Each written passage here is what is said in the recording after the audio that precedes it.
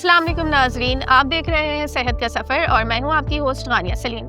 रमज़ान का आगाज़ हो चुका है और हम लेकर आए हैं कुछ अहम सवाल डॉक्टर साहब के लिए, डॉक्टर अरशद अली जो कि हैं इंटरवेंशनल कार्डियोलॉजिस्ट। अस्सलाम वालेकुम सर। वालेकुम अस्सलाम। कैसे हैं सर आप? अल्हम्दुलिल्लाह।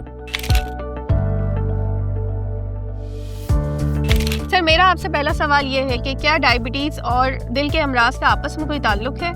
मेरे ख्याल में आपने पहला और बहुत ही ज़बरदस्त क्वेश्चन पूछा है, क्योंकि ज़ियाबीतस जो है ये ना सिर्फ जो है वो ब्लड शुगर जो है वो हाई लेवल की हो, बल्कि ब्लड शुगर अगर ज़्यादा हो तो उसकी वजह से दिल की जो खून की नालियाँ हैं वो भी बंद हो सकती हैं। तो इसलिए शुगर का और दिल के अमराज का बहुत गहरा ताल्लुक़ है।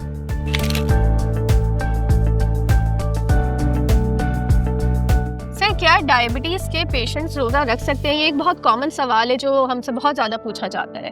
बल्कि आपसे नहीं, हमसे भी पूछा जाता है, क्योंकि ज़्यादातर मरीज़ जो कि मैंने आपको जैसे अभी बताया कि शुगर और दिल के अमराज का बहुत गहरा ताल्लुक़ है, तो हम जब ये एंजियोग्राफी एंजियोप्लास्टी करते हैं तो इन मरीज़ों में भी 70 से 80% वो शुगर के मरीज़ होते हैं। तो इसलिए वो हमसे भी यही सवाल करते हैं कि जी हम रोज़ा रख सकते हैं या नहीं रख सकते। बिल्कुल रोज़ा रख सकते हैं, लेकिन उसके लिए कुछ हिदायत हैं जिसको अगर वो इम्प्लीमेंट करें तो अल्हम्दुलिल्लाह वो पूरा रमज़ान एक बेहतर तरीके से रोज़ा रख सकते हैं। और ये इस्लाम का एक बुनियादी रुकन है और फ़र्ज़ भी है, तो उसको अहसन तरीके से अदा कर सकते हैं। उसमें सबसे पहले जो अहम है वो ये है कि शुगर का जो मरीज़ हैं उनको अपने मुआलिज से रब्ता करना चाहिए रमज़ान से पहले, ताकि वो उनका मुआलिज ये देख सके कि ये शुगर इनकी कंट्रोल में है या नहीं है।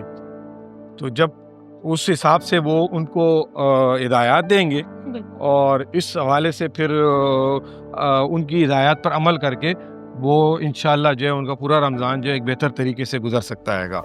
और उनको ये पता होना चाहिए कि अगर मैं रोज़ा रखता हूँ तो रोज़ा रखने के बाद मेरे साथ मतलब क्या हो सकता है। उसमें सबसे पहले जो अहम है वो पेशेंट का शुगर लेवल कम हो सकता है या ज़्यादा हो सकता है। अब वो कैसे मरीज़ को पता लगेगा, उसके लिए उसको मुआलिज के पास जाना पड़ेगा, वो ताकि मुआलिज उनको बता सके कि अगर आपकी शुगर लो है तो आपको कौन सी अलामात हो सकती हैं और अगर आपकी शुगर हाई है तो कौन सी अलामात हो सकती हैं। तो इसलिए रमज़ान शुरू होने से पहले मुआलिज के पास जाना जो है वो बहुत ज़रूरी है ताकि वो डिस्कस कर सके। और दूसरी अहम चीज़ वो ये है कि डोजेज, क्योंकि ज़ाहिर है जब आप फास्टिंग में नहीं होते हैं तो आप दवा लेते हैं, दोपहर में भी दवा लेते हैं। अब उस दोपहर वाली दवा को आपने किस तरीके से जो है सहरी अफ्तारी में एडजस्ट करना है वो भी आपका मुआलिज करेगा। और कितनी मिकदार में लेना ये बहुत ही इंपॉर्टेंट है, क्योंकि अगर आपने ज़्यादा मिकदार में दवा ले ली तो उससे शुगर लो हो जाता है और अगर कम में ली तो शुगर हाई हो सकती है। और सबसे अहम चीज़ वो ये है कि आपको वक्तन फ़वक्तन अपना शुगर लेवल फास्टिंग के दौरान में चेक करना होगा।